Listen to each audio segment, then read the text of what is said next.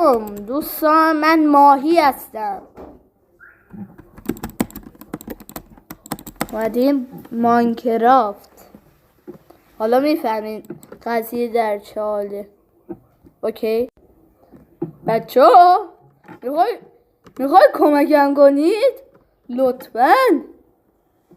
من چیکار کنم؟ آهد اوکی باید بیج دیگری بزنم. تازه چالش هم اینه که اگر بمیرم شماره چیز صدای داشت لو میدم.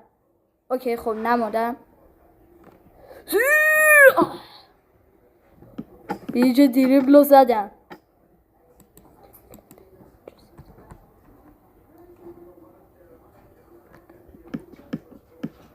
خب اوکی باید بریم بالا. ما اصلا کجاییم؟ چون من اصلا تو کوه اسمان شده بودم. غذا میخواه اصلا چه جزیره ای؟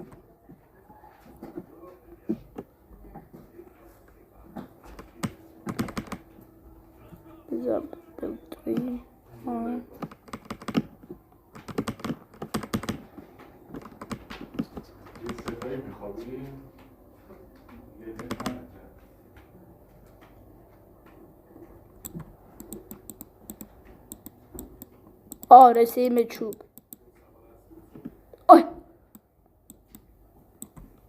وای چوب قهوه‌ای اون طرف. خب اوکی همینجا خونه هم میسازم. حاجی غذا میخوام.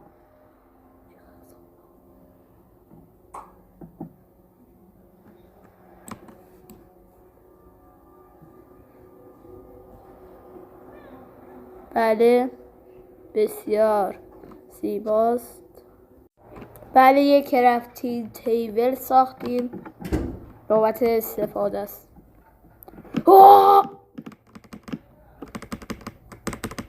آهن سریع بریم توی این غار.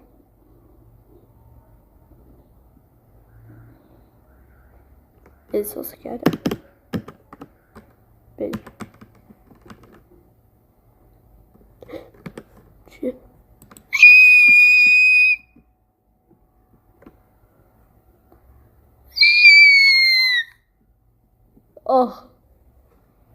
کلیپرا زامبیا